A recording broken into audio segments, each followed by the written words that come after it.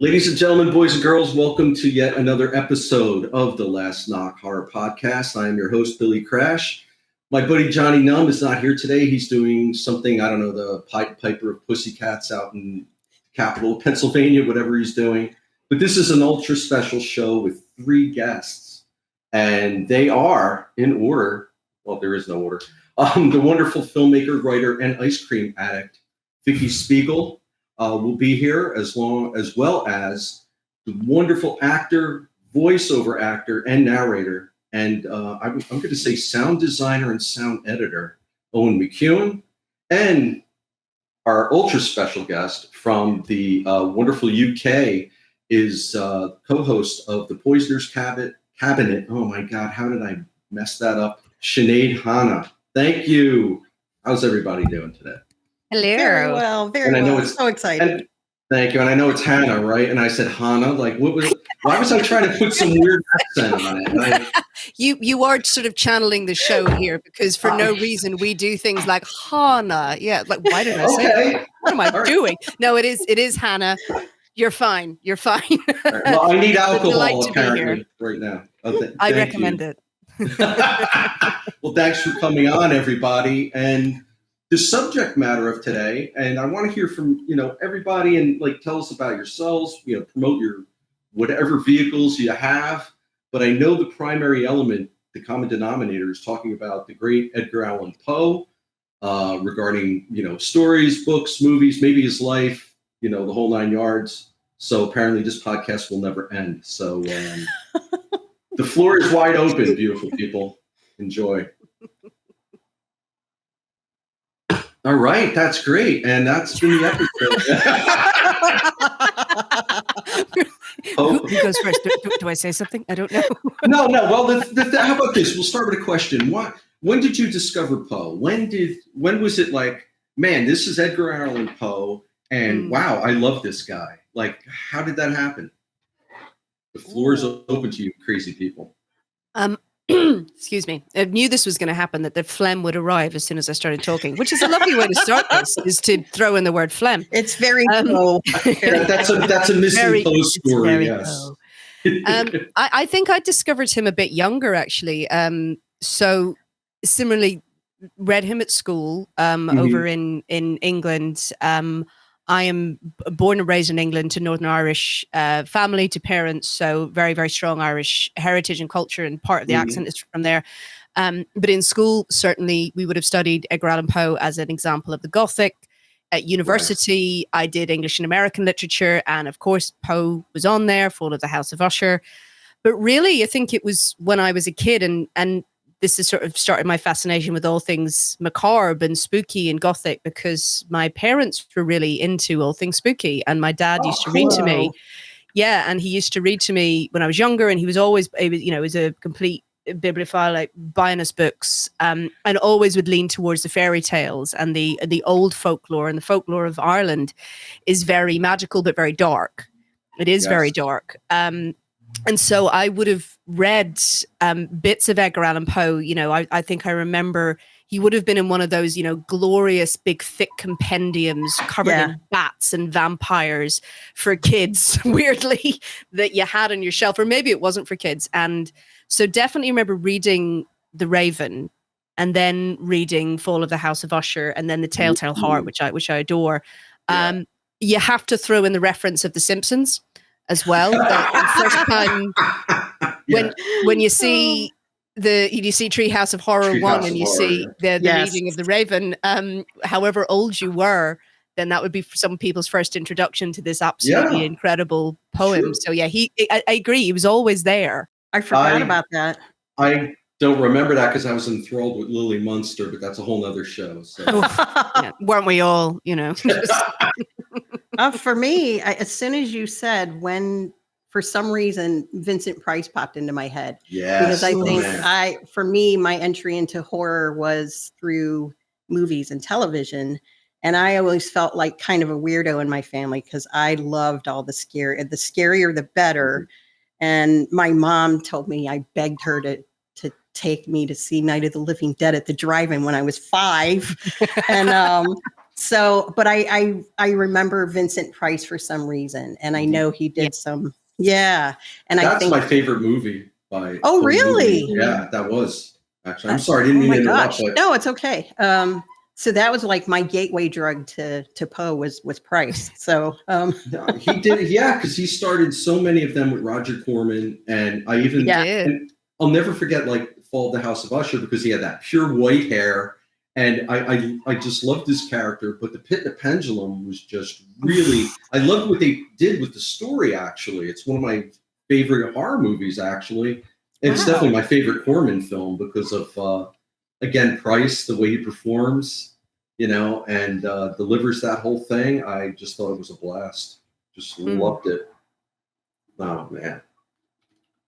I think those are when we talk film.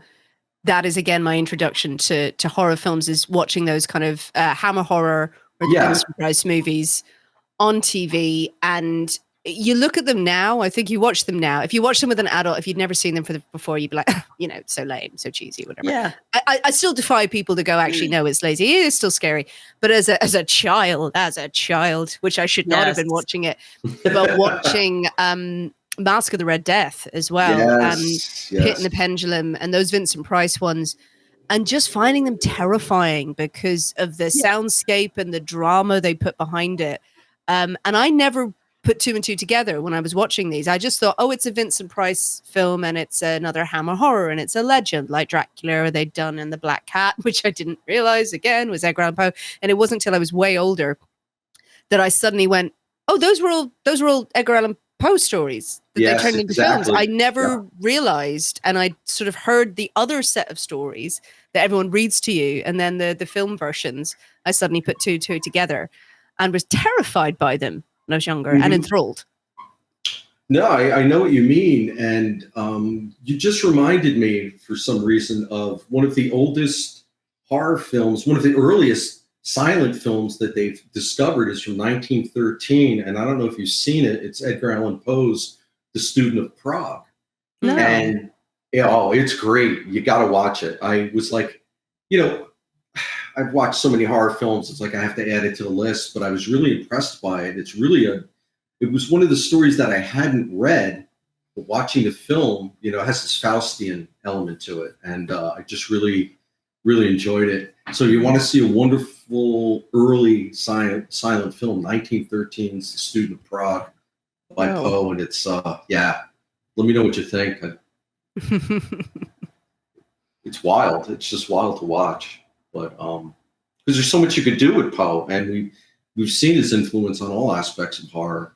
Just like how can you not, have a reference to Poe in some manner, even unknowingly. Yeah, and it doesn't get old.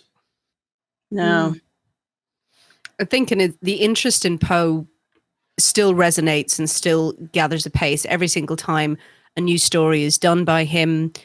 Anytime anyone talks about him. So, for example, on the Poisoner's Cabinet, we do historic true crime stories. And we did on the podcast, and I also did a TikTok video on it where the people are. And I did the story that inspired the Telltale Heart, which is the murder of Captain Joseph White in Salem. So this was a true story and a great murder case of a miserly old man who was murdered for his money and lies and all these different suspects who were involved.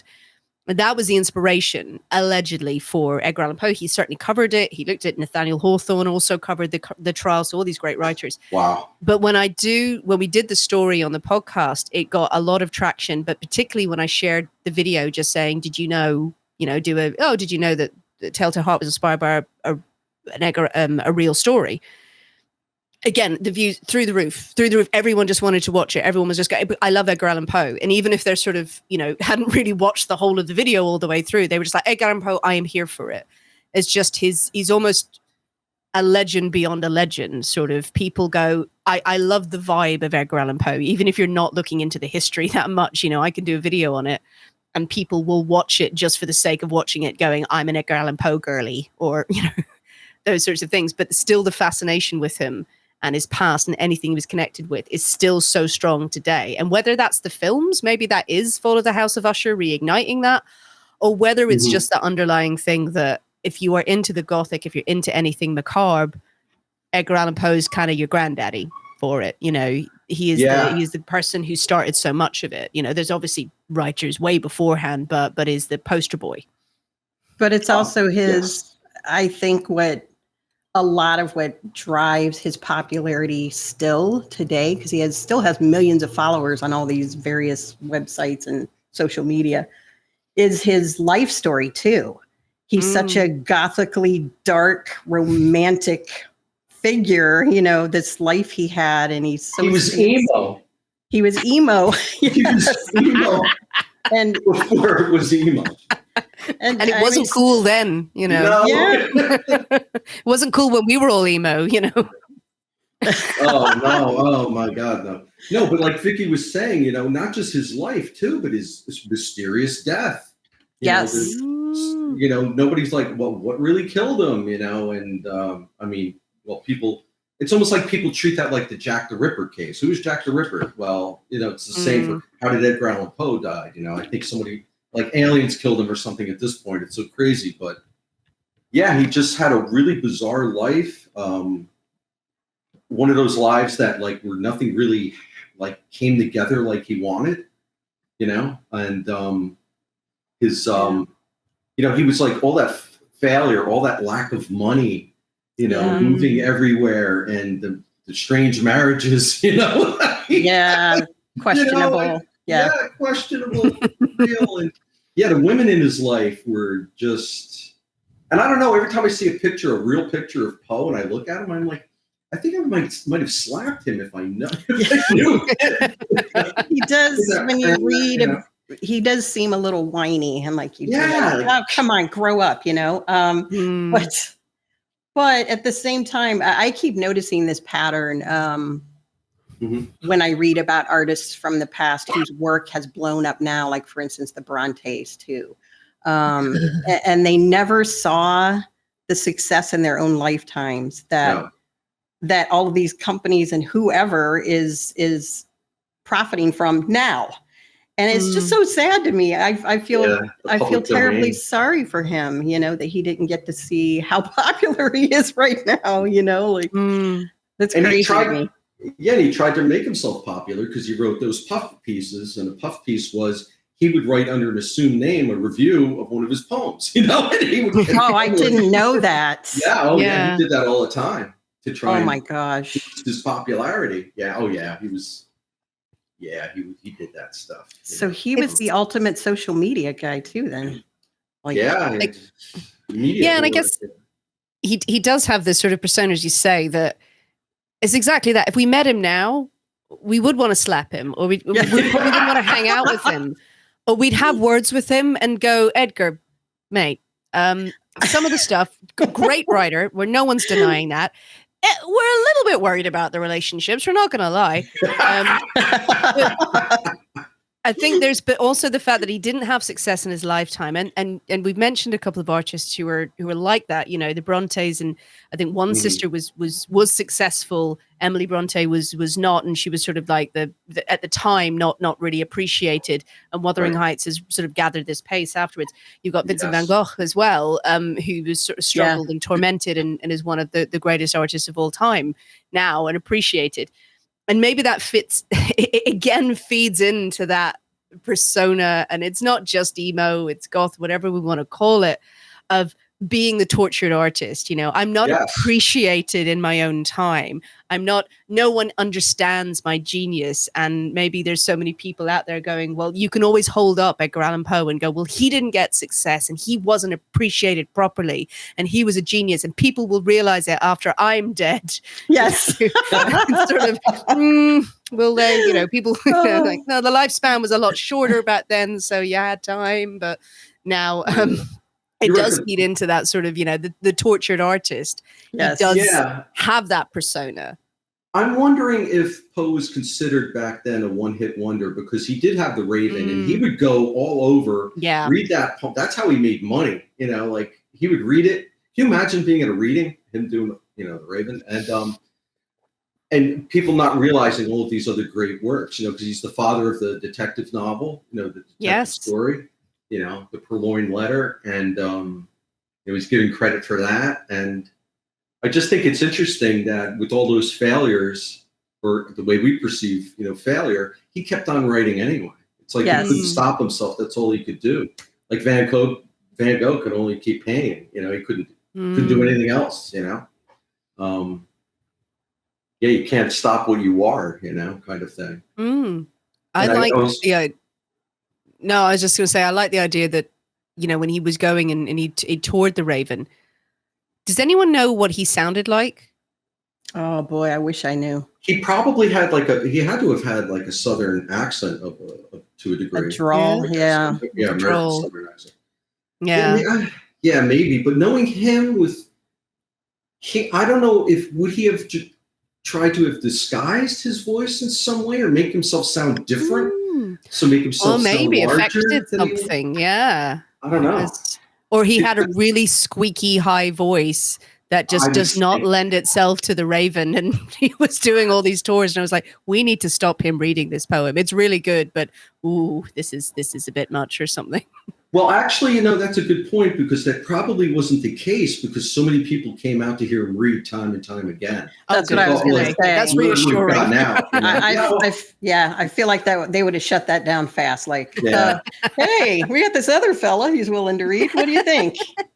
Like a Jacques Brel or like Tom Waits kind of reading the Raven. Yeah. Like, can you imagine?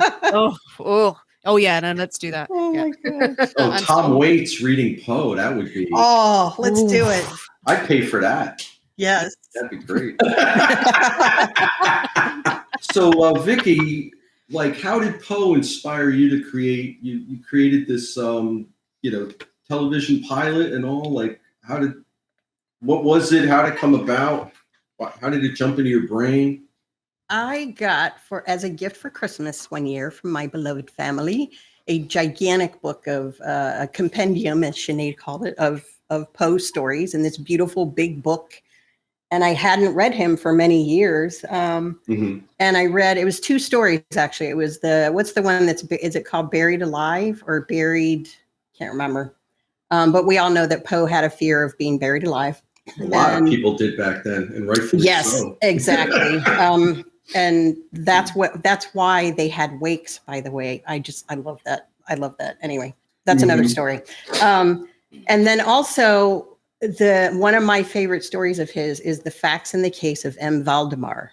Yes. Because it was absolutely terrifying and fascinating to me. This idea he posed that someone could die and really be dead, but be called forth still. So trapped in death, but still not able to die. And I was like, that's awful. And that's when this idea was born of The Worm and the Butterfly, which is about this man who dies, but he is able to, the only thing he has on him is this book of Edgar Allan Poe stories. And when someone finds that book and cracks it open, he comes back to life. But then we discover through the series that he can die over and over and over. I just thought that was horrifying. So that's how it happened. It was a Christmas gift of all that it's a Poe Christmas. Yes, it is. Hey, Merry Christmas, everyone. William Wilson is also one of my favorites. That's the doppelganger. It's the story about this guy who has a doppelganger, and one of them, William Wilson himself, is fairly narcissistic and sociopathic, I would say. And this doppelganger appears at his school. And what I love about the story is that Poe does not try at all to explain it or spell it out or say why this person has appeared or even exactly who he is. All we know is that he looks exactly like William Wilson. And he seems to pop up at these moments where William is being a bad dude, right? And like the angel on his right shoulder or something, I guess. And so that's a part of our story as well, that our main character who can come back to life discovers that there's a person following him. And then eventually he discovers that person kind of is him from his past. So there's several stories like that merged in my head and that birthed this horror story. And then Bill, my good friend, who is a fantastic horror writer, I reached out to him and we together just had a blast creating this cast of characters and we decided to set it in this sideshow. Among this sideshow family, they're the ones who discover this guy dead. And I love the one scene. I just have to tell you this one scene because I love it. One of the girls in the sideshow, she's actually, in air quotes, normal. She's not a sideshow person. She's a daughter of the little person in the show. And she's 12 and she's out. She always has a Polaroid camera with her. She's out walking about. She stumbles on this dead guy. And the first thing you would think is she'd run screaming, right? I found a dead guy. No, she starts taking pictures of him. Ooh, that's cool. Sure. Oh, creepy. Of course. And just, ambles back to the tent. Hey, there's a dead guy out there. And they find his Poe book. She cracks it open, and that sets off the entire show. This guy comes back to life. So Bill and I crafted this together and just had a blast. And then Owen, the magical mix master, did our pilot episode for us, and we had a blast recording that. Yeah, we really did. So that's where we're at. Yeah. That's so much fun to be able to create that world and to be inspired by him. But as you said, to create the cast of characters, you've got so much source material just to springboard from. Mm-hmm. Yeah, too much.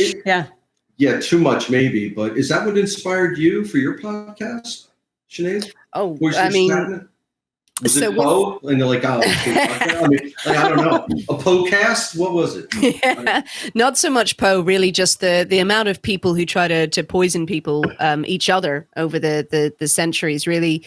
I mean, Poe comes from, the Medicis. The Borgias actually did not poison that many people. Lucrezia Borgia is wrongly maligned. She really didn't do anything, so we need to stop using her name.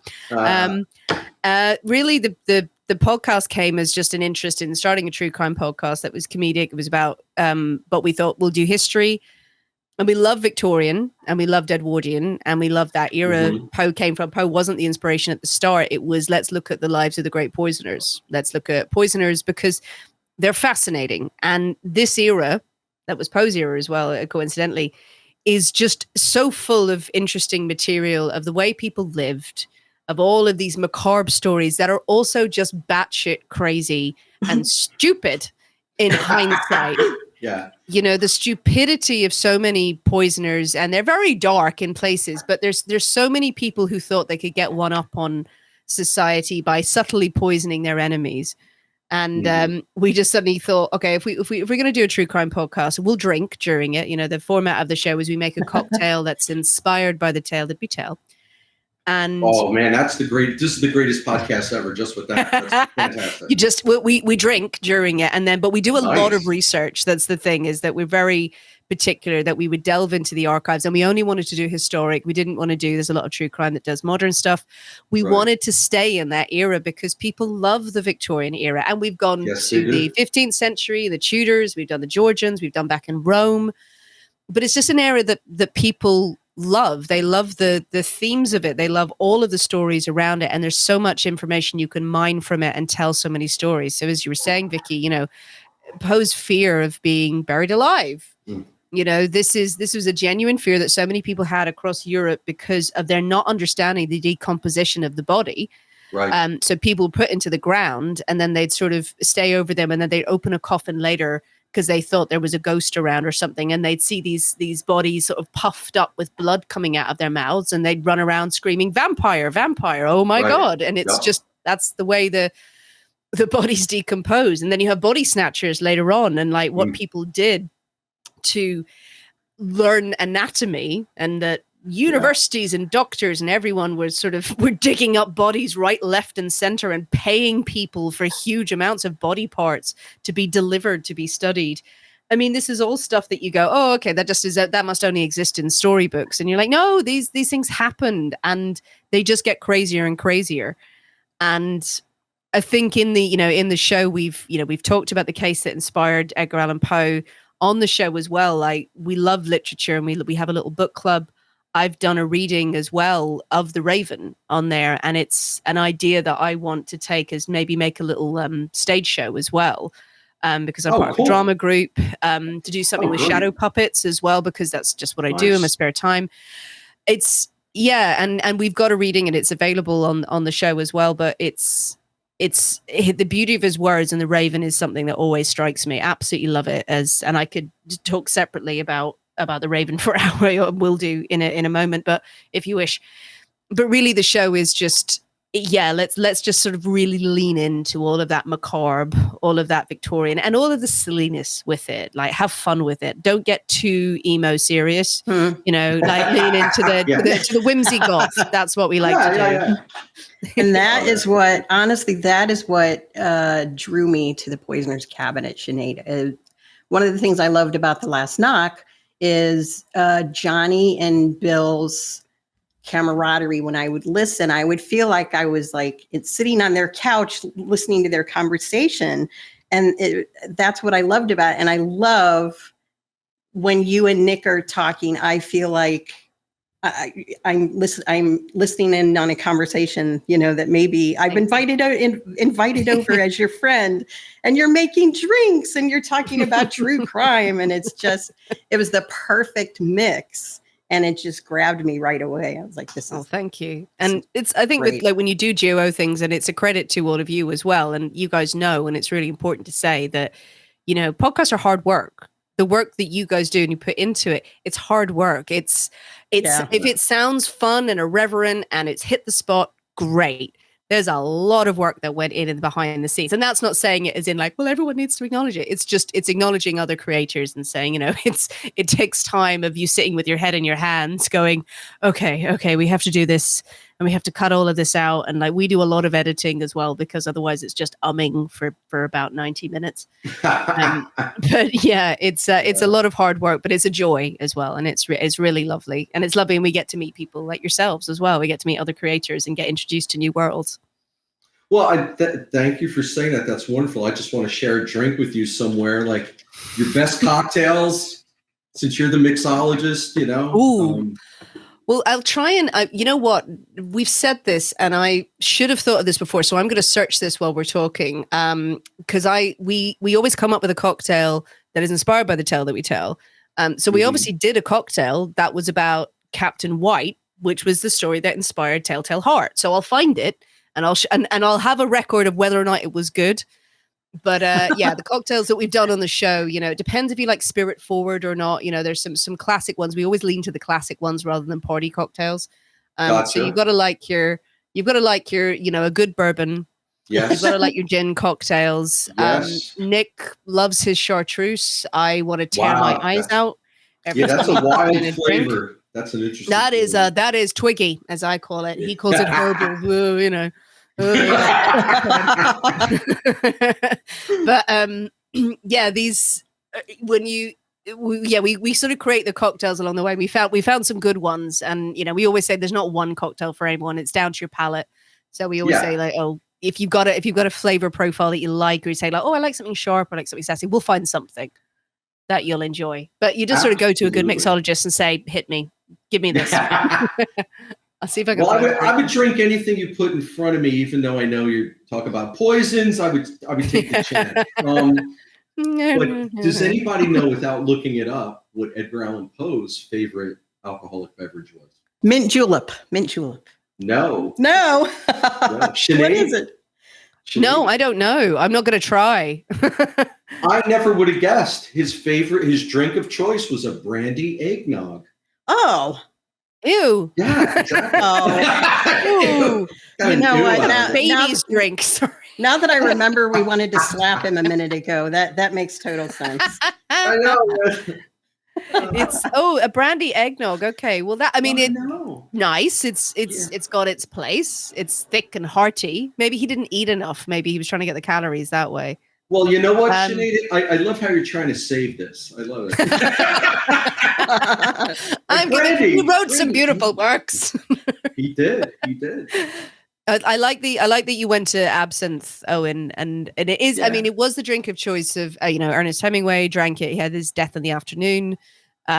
and he specifically said there was only so many that you could drink, or like corpse survivors as well. He loved mojitos the most, though, believe it or not. He did. Well, they're very refreshing, and they're very, yes, they last a long time. You try and drink absinthe try it. A few you do go insane just because of the strength. There's no hallucinogens. There's no hallucinogens in there. That is a myth. It is just, as we call it, bastard strong, and it is it'll get you there, but you'll have a good time. But always stop.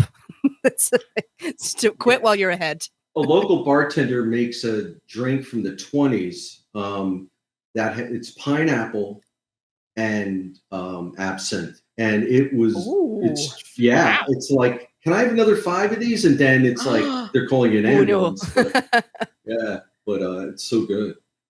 Oh, that's crazy. Pineapple is the weirdest things work together. It's the rule of thumb is fewer ingredients.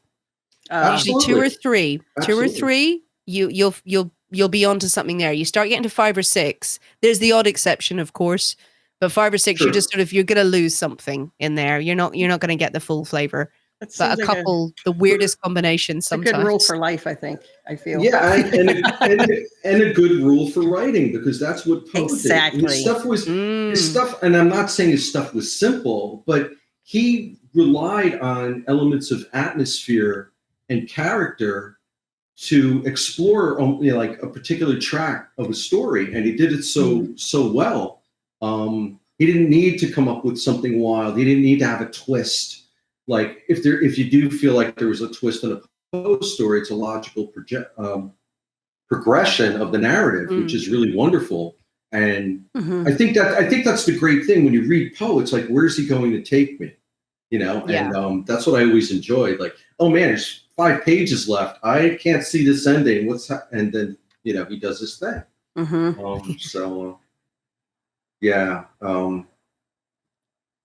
think that's great to have, to be simple on one hand and definitely not be simple on another. He really had a command of language that I don't even think he realized half the time. I don't know. I suppose there's a question really is like, why do you think he still endures today? The breadth of work that he has. Why are we still not just like him, but just revere him and love him, and he's so embraced? When I got that Christmas gift, part of me was cursing my family, and the other part was like rejoicing, because I did find myself skipping over some things. I was like, oh my Lord, this is total drudgery. Like there's no way I can get through this. And one of the... I agree. Yeah, but when he's on, man, he is on. And it just feels like he's channeling this story and just taking dictation, one of them that comes to mind is The Man of the Crowd. I love that one. It's short and simple. Talk about simplicity. But he leaves, any good horror to me is horror that leaves mystery and leaves things for the audience to read between the lines and go, what is going on there? And you don't tell them what's going on. Let them fill in the blanks with the nightmares from their own minds. That's what Man of the Crowd does.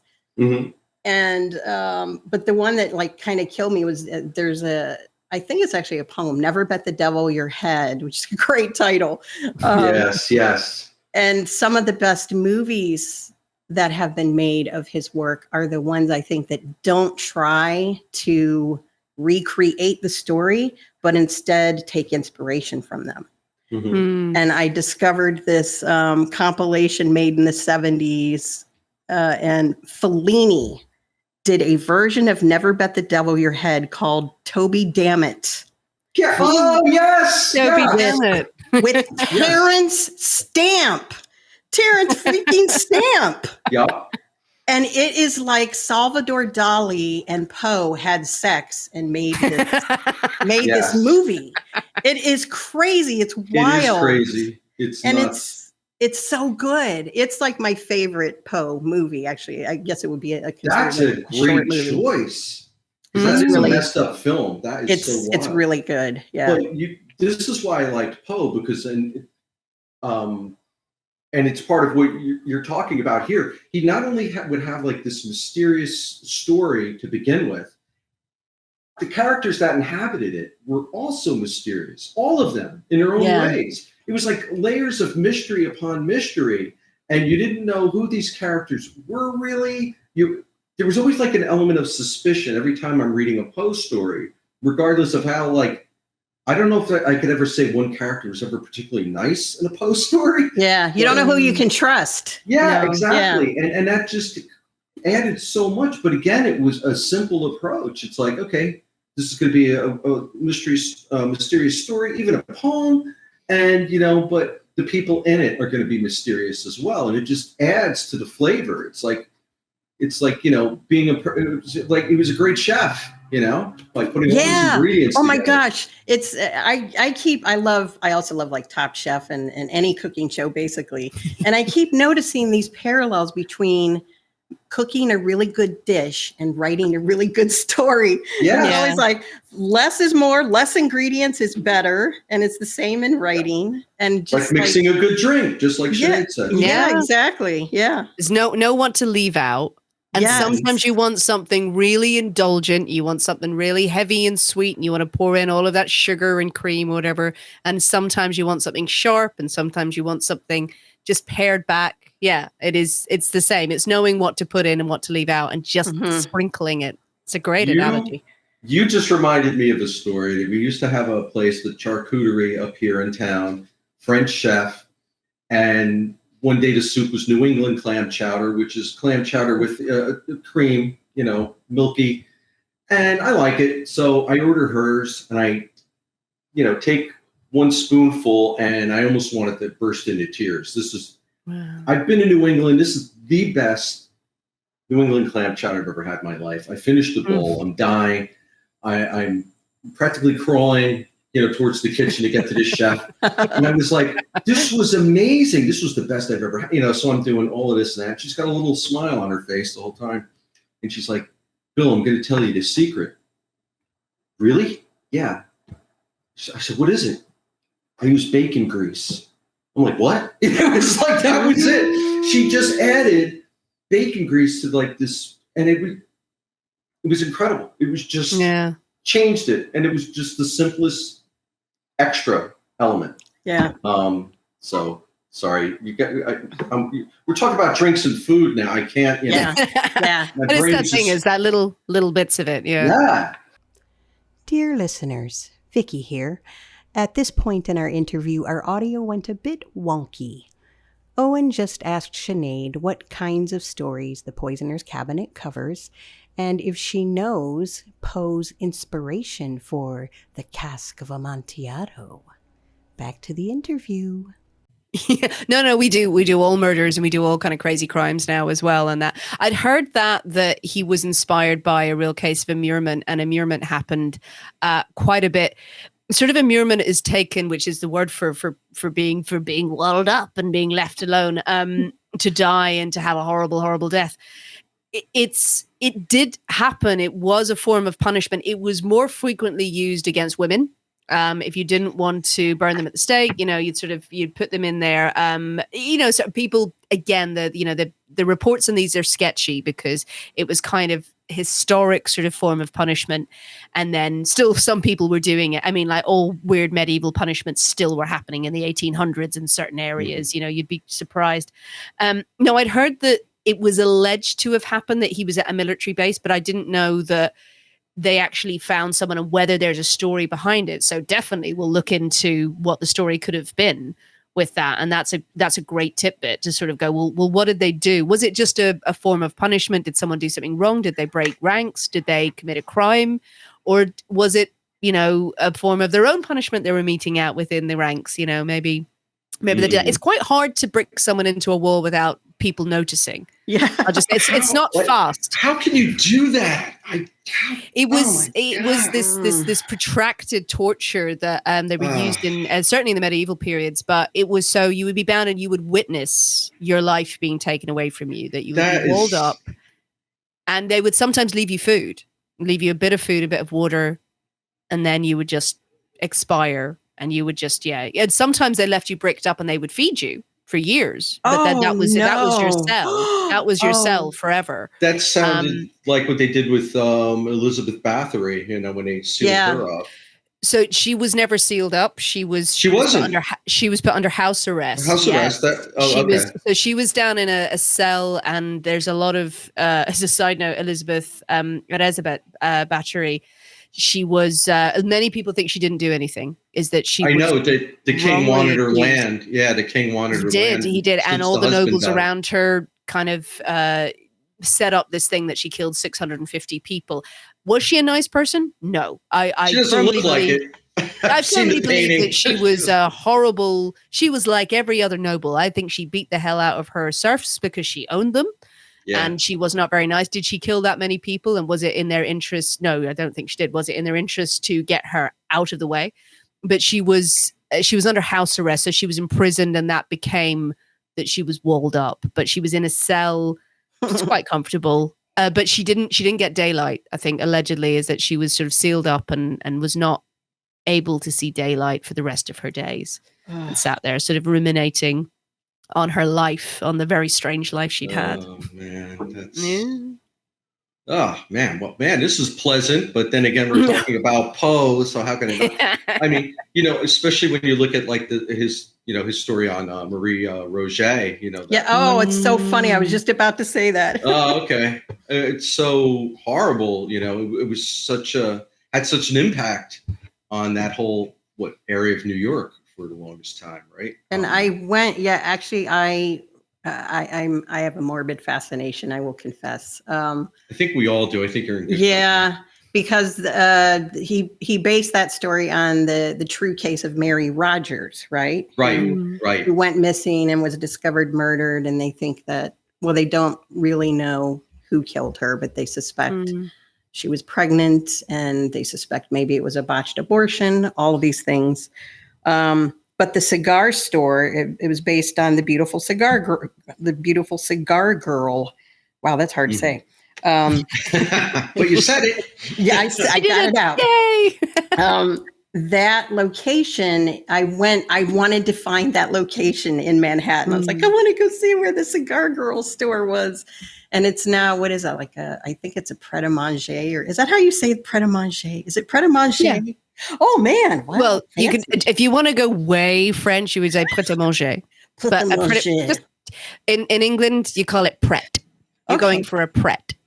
Well, Mary's cigar store. In the United States, you call it the French place. The French place. The French. Yeah. We're awful. But anyway, that is still there, and I went to see it because I was like, oh man, that's where Mary Rogers was. But it's fascinating to me that these tales come down to us, and we may never really know how much of them are true, and how much have been embellished over the years to make them even, like, they're not morbid enough. We have to make them even more awful, I'll just give it a little twist here and there. Yeah. I just hate the ones like that where it's like someone, did die, was murdered, and somebody got away with it. That just like bothers the hell out of me. But, there's a fair few. I mean, we covered Mary on Patreon, that story about all of the, and it's so sad. I think in that story, we were able to talk about there were a lot of hoaxes in the press as well about all the false reports that went around. The nice thing in that story, we were able to do the Great Moon hoax, actually, that was covered at the same time. So we angled some funny stuff in there where people claimed that the moon is actually covered with people with wings and elephants for no reason. But Mary, they were drinking absinthe. We're back to absinthe again. do look up the Great Moon hoax. It's brilliant. It's absolutely brilliant. But Mary Rogers, sometimes you look at these stories, and when we're trying to cover them, and they're just unrelentingly sad. And it sort of puts us away because we don't want to make light of, we are making light of murder and crime and things like that, in all honesty. But in some cases like that with Mary, was she pregnant? Was this someone just conveniently getting her out of the way? As with many people, as with many multiple people happen. And that happened to be a story that was picked up and that may have inspired a bigger one. And that's why we know her name, probably. Right. But there are hundreds of others who were forgotten. Yeah, exactly. Man. Well, you know what? We're almost at the coming close to like the 1 hour mark. Any final thoughts on Poe, and give shout outs to yourselves too? Well, we'll get there in a second. Any final words on Poe first? I was just going to say, I think we'd mentioned the films earlier on, and I'll give my shout out to my favorites and my least favorites, and some of the adaptations as well, if people haven't seen them. So I think, as I said at the start, I think Vincent Price is up there for me. Are they completely accurate retellings? No. But Mask of the Red Death, I mean, that you can't get camper or scarier, I think. Than that. I mean, watching that, and I remember I so desperately wanted to see it when I was a kid, and I can't remember why. I think maybe it was just that I knew it was a scary film, and I hadn't seen that Vincent Price film. And then it was on TV one night, and getting the VCR and just recording it and watching this enraptured, and this crazy story, and not politically correct at all. The way it was shot, you're like, oh, decisions were made in this film, but the dancing and the macabre about it and everything is still finding this just endlessly fascinating. And it made me go and go, okay, this is one where I want to go and read the story. I think my favorite Poe story, I always waver because I love The Raven. I think as a poem about grief, I think it is outstanding. And it's one of those things that it's not often talked about, is that the grief that the narrator is experiencing and the desperation to know that there's something else, and is lost in logic and is lost in books, to please tell me that I will see this person that I loved again. Yeah. And I think anyone who's lost anyone, I think you can read it as something terribly spooky, but when you read it having experienced loss, that there is something so bleak about it, and there is a bleakness with loss. It can't all be kind of like, oh, it'll all be fine. I think it's a wonderful poem. I do love The Telltale Heart because of its performative elements of it, because of the way it's written. It is made for someone reading that aloud, for someone to absolutely spiral through the mania that is that story, and the detail and the level, and it gets so detailed and boring to a point in points where you're like, no, but this is what a psychopath would do. This is what someone going, no, let me just talk you through every single thing, why I'm right. I think those stories are great. I did not love is it The Pale Blue Eye? Is it the new one? Yes, with Christian Bale. The movie, yes. You mean? Yeah, that wasn't great. Yes, the movie. I think everyone was saying it was great. I thought your man who played your man who played Edgar Allan Poe. I was just really thrown by the fact. I know this is so not the film geek in me that should be, but that was like, oh, that was the kid who played like the Dursley's son in Harry Potter. He's playing Edgar Allan Poe now. Oh, that's well done him. I was just pleased for him, but I don't think I finished watching it. I was just like, oh, this is boring. Oh, Bill, can we hear Bill? Bill, can't hear Bill anymore. Did you mute accidentally? Oh God. He is. Yeah. His soul from out the circle shall be lifted nevermore. Bill, if you can hear us, Bill, you're muted. Bill, come back to the lights. Okay, how about now? Yay! We got you. You know what? It was my phone. My phone did something bizarre. I don't know why. Oh, come on. We know it was the absinthe. Stop drinking. Yeah. No, look. My phone did it. So there, Vicky. Damn it, Vicky. Yeah, send you some absinthe. Yeah, that movie was over stylized with Christian Bale, and they were like, oh, look what we're doing. And it was like, nah, you're not doing much. So No. It's hard to get, and I do get very finicky and disappointed with Gothic films now, because I know everyone loves it and they say they love it and it's a very big trend. And I love Gothic literature, and I love an indulgent film, of course. Yeah. But do it right or don't do it. Do it right. It's not that hard. You need it. If you're going to do Gothic look, you need a good story. And that's what Poe had. You have all this source material. Those stories majority of them were packed with detail, and in such a short space of time, you made them juicy. He knew how to tell a story. He knew how to put it across and to entertain. And that is the beauty of the Gothic. And I think that's the beauty of macabre and Gothic literature, why we love it, is that he was able to entertain you with a story and just say, all right, I know how to put this across without dragging you through the mire of scenery. And I would, bouncing off of that, I would say that as artists, as writers, as performers, the one thing we all have in common is that we want to know that our writing or our work is moving people in some way, either entertaining them or making them feel something. And poor Poe, I think we honor him by continuing to be inspired by him. And The Worm and the Butterfly was totally inspired by him. And I think he'd be happy to know that his work is continuing to live on through and inspire other people. And that makes me feel a little bit better as an artist, who's struggling. And it, like you said, Sinead, it's the joy of collaborating with people, honestly. Creating work with your friends and having fun doing it. Otherwise, there's no point, I don't think. And we have certainly had a wild ride creating this Poe project. So, yeah. It's amazing. Yeah, I look at Poe as, not to be funny, but I am, evermore. I mean, really, to have that take, he's transcended so much. His works appear in just about every blessed language on this little blue ball that we live on. His stories have resonated with so many different people of different generations for so long, since the 1840s. The staying power he has is just incredible. And, every year you could pick out like 3, 4, 5, maybe 10 horror films that have a foundation in his works, and it's just incredible.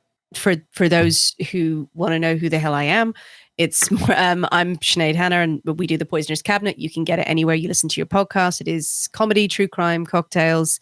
There is, amongst the episodes, there is a reading that I've done of The Raven as an actor and loving to read his work. So I've done a version of that. Nice. And if anyone has questions or anything, you can always reach out and ask us questions about the sort of time period around Poe if you need to find us. And we'll share a link to that, Sinead. Absolutely. Yeah. Yeah. Can anyone hear me? We can hear you. Yes. Oh, man. Well, yeah. Oh, man. Okay, good. Anybody else with anything to say? Or just check out Freak Magnet too. Be sure to listen to our Freak Magnet. We are, we want to see it made into a TV series, and this was our idea to pitch the show and give people a taste of what could be. Absolutely, yeah. And well, you can find my horror novel, The Hanging Girl, on Amazon. Just type in my easy last name, Prystauk. It'll pop up, and you can follow me on Twitter at Crash Palace, and where you're going to have links to a lot of stuff, including stuff from the Poisoner's Cabinet and anything from Owen and Vicky as well. And that's roughly it. I think this is one of several meetings that we should have again. Because there's so much more to mine and discuss. And this is made for a really good Friday recording, I'll tell you that. It's a fun Friday. It was. Yeah. Me too. It's been really good fun. Lovely to chat. It's so fun. Thanks for joining us, Sinead. Yes. No worries. All right, great. Thank you all. Fantastic. Thank you. Many thanks to the lovely Sinead for joining us here on The Last Knock. Check out The Poisoner's Cabinet wherever you get your podcasts. Here's a little taste. Hello. Would you like to drink cocktails and talk about poison? Or drink poison and talk about cocktails? Then welcome to The Poisoner's Cabinet, a weekly podcast mixing true crime, historic mysteries, a dash of comedy, and lots of lovely libations for your listening pleasure. Join us for a drink as we tell the story of a different deadly poisoner each week. We always start by whipping up a cocktail inspired by the tale that we tell. Oh, sounds delicious. Oh, so maybe an amaretto sour for a cyanide poisoning? Long Island iced tea for the teacup poisoner. Chicken for William Palmer? What? Nothing. Join Nick and Sinead every Friday inside the Poisoner's Cabinet as we look at vicious Victorians, inheritance powders, and crimes of poisonous passion. Follow us at The Poisoner's Cabinet on social media. Subscribe and share on Apple Podcasts, Spotify, Castbox, or wherever you get your podcasts. And remember, your loved ones are trying to kill you.